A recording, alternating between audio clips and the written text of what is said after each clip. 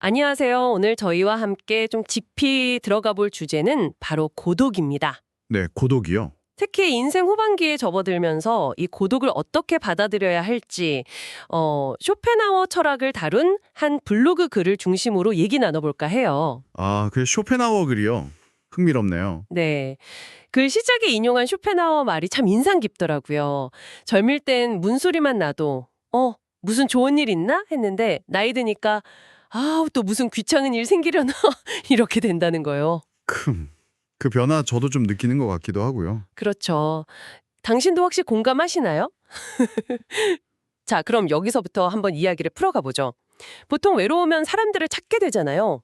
근데 쇼펜하워는 왜 반대로 고독을 그렇게 중요하게 생각했을까요?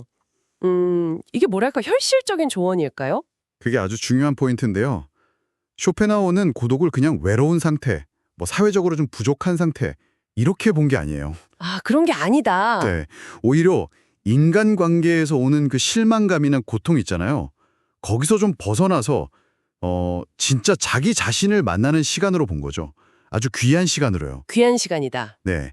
그러니까 자꾸 밖으로만 연결되려는 거랑은 정반대로 일부러 좀 혼자 있으면서 그 안에서 더 깊은 평화나 자아 발견이 가능하다고 본 거예요. 아하. 겉도는 그런 교류보다는 내면을 채우는 게 훨씬 가치 있다. 이런 거죠. 듣고 보니 일리는 있는데 근데 사실 혼자 있으면 더 불안해지거나 막 생각만 많아져서 힘든 경우도 있잖아요. 물론이죠. 이게 모두에게 다 맞는 방법일까? 그런 생각도 들어요. 맞습니다.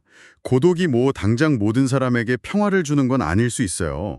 근데 쇼펜하우어가 주목한 건 그 외부의 인정이나 관계에 기대는 행복은 좀 한계가 있다는 거예요. 한계가 있다. 네, 특히 이제 나이가 들수록 고독 속에서 내면의 힘을 키우는 게 중요해진다고 봤어요. 삶의 경험을 통해서 스스로 지혜를 찾는 능력. 스스로 지혜를 찾는 능력? 그렇죠. 밖에서 답 찾지 말고 내 안을 들여다보면서 좀 불행에 대한 면역력 같은 걸 키우라는 거죠. 그 내면 탐구를 정말 극단적으로 실천한 분이 바로 이 블로그 글쓴인데요.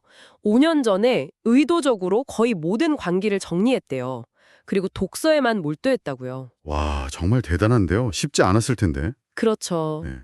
근데 그 경험이 보여주는 게 있어요. 우리가 가끔 사회생활 때문에 억지로 막 외향적인 척하거나 사실 원치 않는 관계를 그냥 유지하기도 하잖아요. 네, 맞아요. 그럴 때 있죠. 근데 그게 오히려 글쓴이 말처럼 정체성을 잃고 저의 성정과 정반대의 행동을 해서 우를 범하기도 했었죠. 이렇게 될 수 있다는 거죠. 자기 자신을 해치는 거예요. 아, 이분한테는 고독이 어쩌면 잃어버렸던 자기 자신, 그 내성적인 본 모습을 되찾고 정말 중요하다고 생각하는 것에 집중하게 해준 그런 시간이었던 거죠. 꼭 필요한 시간. 그래서는 30대 후반이나 40대 초반부터 이 고독과 친해지는 연습을 하라고 권하거든요. 네, 그 부분이 좀 흥미롭죠.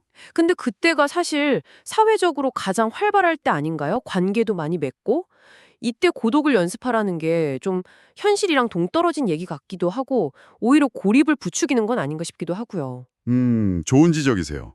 근데 글쓴이 의도는 아마 사회랑 완전히 담싸라는 건 아닐 거예요. 그런 건 아니다. 네.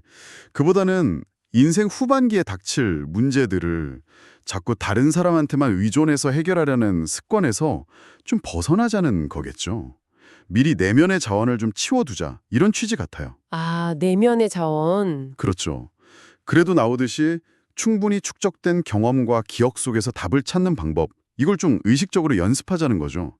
그러면 나중에 외부 상황이 좀 흔들려도 단단하게 버틸 수 있는 노년을 준비할 수 있다는 의미로 해석할 수 있을 것 같아요. 그렇군요. 그러니까 맹목적으로 그냥 관계 수에만 집착할 게 아니라 질적으로 깊이 있는 혼자만의 시간을 확보하는 연습, 이게 필요하다는 거죠. 아, 맹목적인 관계 유지가 아니라 질적으로 깊은 혼자만의 시간. 이게 핵심이네요. 네, 바로 그거죠. 완전한 고립이 아니라 내가 선택하는 고독. 맞습니다.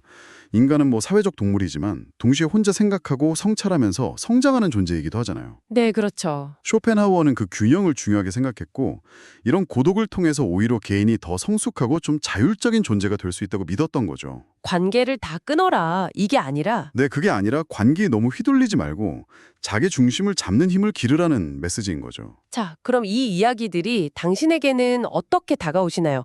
핵심은 고독을 무조건 피할 게 아니라 오히려 나 자신과 좀 깊이 연결되고 내면의 평화를 찾고 또 삶의 지혜를 키우는 그런 능동적인 시간으로 다시 볼 수 있다는 가능성인 것 같아요. 맞아요. 특히 인생의 다음 단계를 준비하는 당신에게는 더 의미가 있을 수도 있겠고요. 네.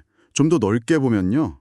이게 꼭 끊임없이 소통하고 뭔가 활동해야만 가치 있는 삶이라는 그런 사회적인 통념 있잖아요. 네네. 거기에 대해서 한 번쯤 정말 그럴까 하고 질문을 던져보는 계기도 되는 것 같아요. 때로는 좀 조용히, 고요하게 혼자 있으면서 오롯이 나에게 집중하는 시간을 통해서 더 깊은 만족감이나 삶의 의미를 찾을 수도 있다는 것. 그런 또 다른 길이 있다는 걸 보여주는 거죠. 마지막으로 당신에게 이런 질문을 한번 던져봅니다. 블로그 글쓴이는 관계를 정리하고 남은 시간을 독서로 채우면서 내면을 깊이 들여다봤다고 했잖아요. 네, 독서로 채웠죠. 만약 당신이 의도적으로 고독의 시간을 더 많이 만든다면 그 시간을 무엇으로 채우고 싶으신가요? 주변의 소음이 좀 잦아들었을 때 당신 안에 가장 깊은 곳에서는 어떤 목소리가 들려올까요?